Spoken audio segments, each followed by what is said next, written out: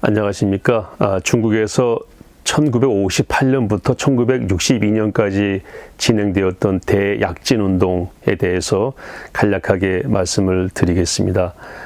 프란시스 베이컨이 학문이라고 하는 그 글에서 역사에서는 지혜를 얻을 수 있다 이렇게 말을 했는데요.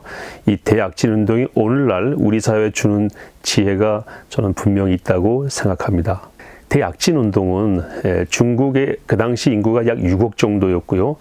인구의 90%가 농민이었습니다. 그래서 식량 문제가 아주 큰 국가적인 과제였는데 식량 증산을 목표로 시작된 것이 대약진 운동이었고, 식량 증산에 해가 되는 4가지 그 해충이나 동물을 없애자. 쥐와 파리와 모기와 그 다음에 참새, 이 4가지가 인간에게 해를 주기 때문에 이 4가지를 제거해야 된다. 그래서 제4해라고 했고요.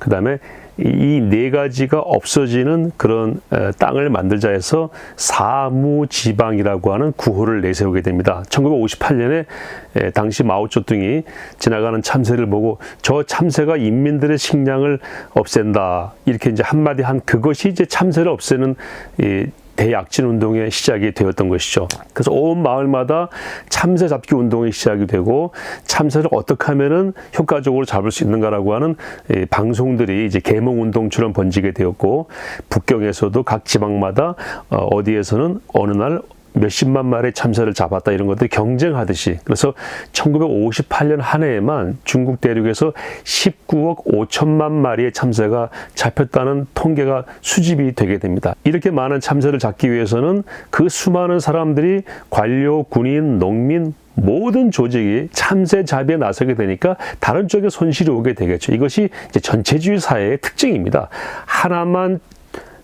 하나에만 집중하면서 전체 사회 구조가 오히려 함몰되는 그런 현상을 여지없이 보여주게 되었던 것입니다. 이 대약진 운동은 농촌을 집단 농장화, 그러니까 농민공사라고 하는 집단 농장화와 농촌에서도 이 공업운동을 하자라고 철강도 농촌에서 만들겠다 이런 운동으로 시작이 된 건데, 참새잡이 함몰돼 가지고 제대로 진행이 이제 안 되었던 것입니다. 이렇게 되니까 전문가들이 이제 문제를 제기하게 됐습니다. 세포학자, 또 생물학자, 동물학자, 이런 사람들이 전문가적인 견해를 제시하면서 참새만 잡으면 되는 것이 아니다. 참새를 잡게 되면은 참새가 잡아먹는 인간에게 해를 주는 해충들이 창궐하기 때문에 인간에게 오히려 더 큰 문제가 생길 수 있다.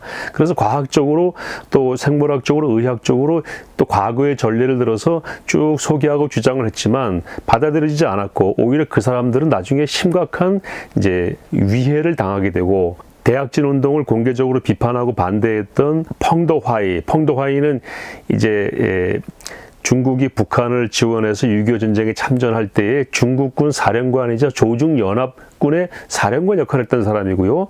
중국 국방부 장관을 했던 사람이에요. 그런데 그 펑더화이가 대약진 운동에 반대했다고 그래가지고 심각한 비판을 하게 되고 숙청을 하게 되고, 나중에 펑더화이는 이제 대약진 운동에 이어서 오게 되는 그 문화혁명 때에 결국은 죽게 되죠. 등소평도 반대했다가 어려움에 처하게 되죠.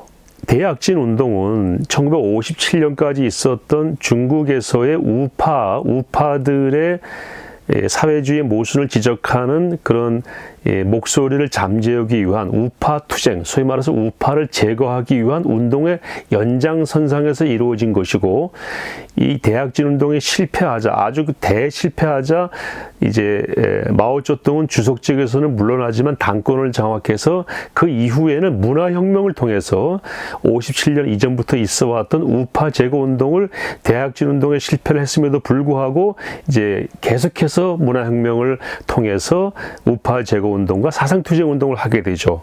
이것이 언제 끝나냐면요, 마오쩌둥이 죽어서 끝납니다.